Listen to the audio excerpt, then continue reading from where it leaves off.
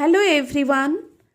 आज हम जिस कविता को पढ़ेंगे उसका शीर्षक है मैं नीर भरी दुख की बदली। कवयित्री का नाम है महादेवी वर्मा। सबसे पहले हम उनका जीवन परिचय पढ़ेंगे जो कि आपके पाठ्य पुस्तक में दी गई है। महादेवी वर्मा का जन्म सन 1907 को पवित्र होली के दिन फर्रुखाबाद उत्तर प्रदेश के एक सुसंपन्न परिवार में हुआ था। आरंभिक शिक्षा घर में ही हुई। घर पर पढ़ाई के लिए एक पंडित, एक चित्र शिक्षक तथा एक संगीत शिक्षक का प्रबंध कर दिया गया था। पिताजी श्री गोविंद वर्मा गुरु गंभीर स्वभाव के आदर्शनिष्ठ व्यक्ति थे। माताजी हेमरानी देवी अतीव आस्तिक, भगवत भक्तिन और भावुक स्त्री थीं। सन 1916 को 9 वर्ष की आयु में महादेवी जी की शादी श्री नारायण वर्मा से हुई। 1919 में ससुर के देहावसान के बाद प्रयाग में पुनः उनकी शिक्षा आरंभ हुई। महादेवी वर्मा जी की साहित्यिक प्रतिभा नैसर्गिक है। जन्म से ही उन्हें एक कवि हृदय प्राप्त हुआ था। उनके लिए साहित्य सृजन अपनी स्वाभाविक जीवनचर्या से अलग कोई बात नहीं थी। उनकी स्मृति शक्ति अतिशय तीव्र थी। 7-8 वर्ष की आयु में महादेवी जी ने ब्रज भाषा में अनेक मुक्तकों की रचना की। जन्मजात कवि हृदय के कारण बचपन से ही काव्य सृजन में उनकी विशेष रुचि रही। उस समय हिंदी जगत में सरस्वती पत्र का जोर था। इसके माध्यम से उनका परिचय खड़ी बोली कविता से हुआ। खड़ी बोली में इनकी प्रथम उपलब्ध कविता है दिया। वर्मा जी ने जब काव्य क्षेत्र में पदार्पण किया तब हिंदी कविता छायावाद के भाव लहरों में मस्त थी। अतः महादेवी वर्मा जी में छायावाद है, रहस्यवाद है और प्रगतिवादी विद्रोही भावना भी दिखाई देती है। वस्तुतः तत्कालीन रूढ़ियों से अलग हटकर उन्होंने हिंदी कविता को एक नई जमीन सौंपी। महादेवी साहित्य और संगीत के अतिरिक्त चित्रकला में भी रुचि रखती थीं। सर्वप्रथम इनकी रचनाएं चांद नामक पत्रिका में प्रकाशित हुई। अपनी अंतर्मुखी मनोवृत्ति और नारी सुलभ गहरी भावुकता के कारण उनके द्वारा रचित काव्य में रहस्यवाद, वेदना एवं सूक्ष्म अनुभूतियों के कोमल तथा मर्मस्पर्शी भाव मुखरित हुए हैं। इन्हें अपनी कविताओं में दर्द व पीड़ा की अभिव्यक्ति के कारण आधुनिक काल की मीरा भी कहा जाता है। महादेवी वर्मा हिंदी साहित्य में कवयित्री के रूप में अधिक प्रसिद्ध है। फिर भी उन्होंने अपनी लेखनी से रेखाचित्र एवं संस्मरण साहित्य के रूप में हिंदी गद्य साहित्य को भी श्रीवृद्धि की है। महादेवी के निबंध मुख्यतः विचार प्रधान हैं। महादेवी ने हिंदी साहित्य को कई अनमोल कृतियां दी हैं। ये रचनाएं पद और गद्य दोनों में रचे गए हैं। उनकी काव्य संग्रह के नाम इस प्रकार हैं: निहार, रश्मि, नीरजा, अग्निरेखा, सप्तपर्णा, दीपशिखा, यामा, सांध्य गीत आदि। और गद्य साहित्य के नाम हैं अतीत के चलचित्र, स्मृति की रेखाएं, पथ के साथी, छंदा, मेरा परिवार और परिक्रमा। निबंध संग्रह के नाम श्रृंखला की कड़ियाँ, विवेचनात्मक गद्य, साहित्यकार की आस्था तथा अन्य निबंध, संकल्पिता, हिमालय। इनकी काव्यात्मक प्रतिभा के लिए इन्हें संकसरिया एवं मंगला प्रसाद पुरस्कारों से सम्मानित किया गया। यामा नामक काव्य संकलन के लिए इन्हें भारत का सर्वोच्च साहित्यिक ज्ञानपीठ पुरस्कार भी प्राप्त हुआ। यह पुरस्कार उन्हें सन 1982 में दिया गया था। इनके मरण उपरांत इन्हें पद्म विभूषण उपाधि भारत सरकार द्वारा 1988 ईस्वी में दी गई। महादेवी वर्मा जी का स्वर्गवास 80 वर्ष की अवस्था में 11 सितंबर सन 1987 ईस्वी को हो गई। तो चलिए हम कविता की ओर आगे बढ़ते हैं।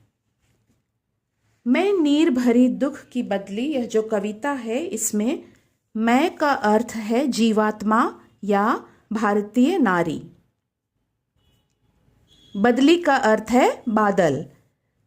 महादेवी वर्मा की यह एक बहुत ही सुप्रसिद्ध गीत है और मैं नीर भरी दुख की बदली में कवयित्री ने अपने जीवन और दुखों को बादलों से तुलना की है। इस कविता में कवयित्री ने अपने हृदय की भावनाओं को व्यक्त किया है। उन्हें वेदना की कवयित्री भी कहा जाता है। वे अपनी विह्वल हृदय की तुलना मेघखंड से करती है। उनके काव्य में रहस्यवादी प्रकृति विद्यमान है। उनके काव्य में विरह की प्रधानता है। भाषा इनकी खड़ी बोली हिंदी है। तो चलिए हम पढ़ना शुरू करते हैं। पहला पद। स्पंदन में चिर निस्पंद बसा, क्रंदन में आहत विश्व हंसा, नयनों में दीपक से जलते, पलकों से निर्झरिणी मचली। कठिन शब्द हैं। नीर का अर्थ है आंसू या जल। बदली का अर्थ मैंने पहले भी बताया, बदली है। स्पंदन का अर्थ है कंपन या गति। चिर का अर्थ है स्थायी और निस्पंद का अर्थ है शिथिलता या स्थिरता। क्रंदन का अर्थ है रोना। निर्झरिणी का अर्थ है हमेशा बहते रहने वाली जलधारा या झरना। प्रसंग। इन पंक्तियों में कवयित्री अपनी वेदना प्रकट करती हुई अपनी तुलना जल भरी बदली से करती है। व्याख्या। इन पंक्तियों में कहा गया है कि वर्षा ऋतु के बादल में जल भरा रहता है और वह बहुत तेज बरसता है। विरहिणी का हृदय भी विरह के कारण भारी है। उसकी आंखों में आंसू हैं और उनका अतिरेक हो जाने पर उसकी आंखों से आंसू बहने लगेंगे। बादल का आसमान में गरजने के कारण वह गतिशील प्रतीत होता है, परंतु वस्तुतः उसमें चेतना नहीं है। वह अपने हृदय की पीड़ा को गर्जन द्वारा व्यक्त करता है, लेकिन संसार के लोग उसके गर्जन को सुनकर वर्षा होने की आशा से आनंदित हो उठते हैं। ठीक वही स्थिति विरहिणी की होती है। कवयित्री ने उसके मन की पीड़ा और वेदना को व्यक्त किया है। वह भी बादल की तरह अपनी पीड़ा को अंदर रखती है और दूसरों को खुशी देती है।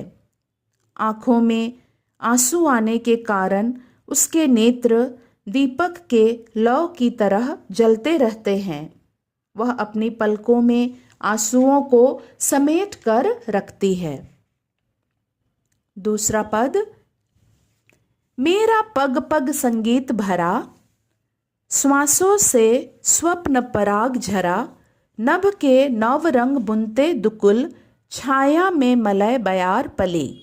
स्वप्न पराग का अर्थ है पराग की तरह कोमल और मधुर सपने। दुकुल का अर्थ है रेशमी वस्त्र या दुपट्टा। मलय बयार का अर्थ है चंदन जैसी शीतल और सुगंधित पवन। प्रसंग।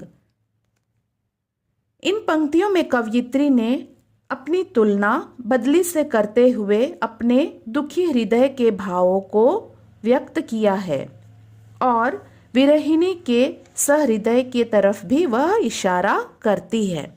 व्याख्या। कवयित्री कहती है कि आसमान में बादल क्षण क्षण में मंद स्वर में गरजते हैं, जिसे सुनकर सबके हृदय पुलकित हो उठते हैं। विरहिणी नारी भी अपने मधुर वचनों से सबको हर्षित करती है। वर्षा ऋतु के समय जब आसमान में इंद्रधनुषी रंग दिखाई देते हैं तो ऐसा प्रतीत होता है मानो बादल कोई नायिका हो और इंद्रधनुषी रंग उसका दुपट्टा हो। उस बदली की छाया में शीतल मंद पवन के झोंकों का स्पर्श पाकर सभी प्राणियों को राहत मिलती है। कवयित्री कहती है कि नारी के हृदय में भी रंग बिरंगी कामनाएं उसके हृदय के इंद्रधनुषी भाव तरंगों को भर देते हैं, भाव तरंगों से भर देते हैं और उसके कोमल तथा संवेदनशील हृदय के भाव भी सभी लोगों में शीतलता को प्रदान करते हैं। तीसरा पद, मैं क्षितिज भ्रिकुटी पर घिर धूमिल, चिंता भार बनी अविरल, रज कण पर जल कण हो बरसी, नव जीवन अंकुर बन निकली। कठिन शब्द। क्षितिज भ्रिकुटी का अर्थ है क्षितिज की भौं पर या क्षितिज के ऊपर। धूमिल का अर्थ है श्यामल या धुएं के रंग जैसी। अविरल का अर्थ है लगातार। रजकण का अर्थ है धूल। प्रसंग। इन पंक्तियों में कवयित्री ने नारी की अद्भुत कल्पना शक्ति और सृजनात्मक व्यक्तित्व का वर्णन करती हैं। व्याख्या। कवयित्री कहती है कि वर्षा काल में क्षितिज पर बदली धीरे धीरे ऊपर उठती है, घिरती है और उसका रंग श्यामल हो जाता है। सघन होकर वह बरसने लगती है। उसका जल शुष्क धरती पर पड़ता है और उसे शीतल बनाता है। उसके संस्पर्श से मिट्टी में पड़े हुए बीज अंकुरित हो उठते हैं। उसी प्रकार जब जीवन में नारी का आगमन होता है तब लोग आनंदित तो होते हैं लेकिन चिंतित भी रहते हैं। नारी भी बादल की तरह संसार के अन्य प्राणियों के हृदय में नई आशा, नया उल्लास और नवजीवन का संचार करती है। चौथा पद, पथ को न मलिन करता आना, पद चिन्ह न दे जाता जाना, सुधी मेरे आगम की जग में, सुख की सिहरन हो अंत खिली। शब्दार्थ। मलिन का अर्थ है गंदा, पद चिन्ह का अर्थ है पैरों के निशान, जाना का अर्थ है बदली का ओझल होना, आना का अर्थ है बदली का आगमन, आगम का अर्थ है आगमन और सिरहन का अर्थ है कंपन। प्रसंग। कवयित्री ने इन पंक्तियों में नारी की तुलना बदली से करते हुए कहा है कि विश्व में उनके आगमन से यह समाज दूषित नहीं हुआ है, बल्कि उन्होंने अपने कार्यों से उसे अधिक स्वच्छ और सुखपूर्ण बनाने का ही प्रयास किया है और वह जानती है कि इस दुनिया से चले जाने के बाद उन्हें कोई याद नहीं करेगा। व्याख्या। कवयित्री कहती हैं कि जब बादल बरसते हैं तब उसके जल से पथ मलिन या गंदे नहीं होते हैं, बल्कि वह सब कुछ धुल देता है। बदली के बरसकर मिट जाने पर उसका कोई स्मृति चिन्ह शेष नहीं रहता है और आसमान भी स्वच्छ हो जाते हैं। ठीक उसी प्रकार नारी के आगमन से भी इस संसार का लाभ ही हुआ है, समाज का भलाई या हित हुआ है। नारी का इस दुनिया से विदा लेने के बाद उसे भुला दिया जाता है। कोई उसकी याद में चार आंसू भी नहीं बहाता है। फिर भी नारी के आगमन को इस संसार में सुखद माना गया है। अंतिम पद, पांचवा पद। विस्तृत नभ का कोई कोना, मेरा ना कभी अपना होना, परिचय इतना, इतिहास यही, उमड़ी कल थी, मिट आज चली। कठिन शब्द विस्तृत नभ का अर्थ है अनंत, असीम, आकाश। प्रसंग। अंतिम पंक्तियों में कवयित्री ने नारी की पीड़ा और जीवन में शून्यता अनुभव करने की व्यथा का वर्णन किया है। व्याख्या। कवयित्री कहते हैं कि आकाश व्यापक, असीम और अनंत है, परंतु बादल के लिए दूर दूर तक फैले आकाश में कोई एक कोना भी ऐसा नहीं है जिसे वह अपना चिर निवास स्थान या घर कह सके। बदली कुछ देर उमड़ती घुमड़ती है और कुछ क्षण बरसने के बाद हमेशा के लिए अदृश्य हो जाती है। ठीक उसी प्रकार नारी का परिचय और नारी का इतिहास केवल इतना है कि वह अपना सारा जीवन परिवार, समाज और इस दुनिया को समर्पित कर देती है, पर इस विशाल जगत में उसका कोई अस्तित्व नहीं रह जाता है। इस प्रकार कवयित्री महादेवी वर्मा जी ने अपने जीवन के साथ साथ नारी जीवन की पीड़ा और वेदना को इस गीत में व्यक्त किया है। तो इस प्रकार से यह कविता समाप्त होता है। धन्यवाद।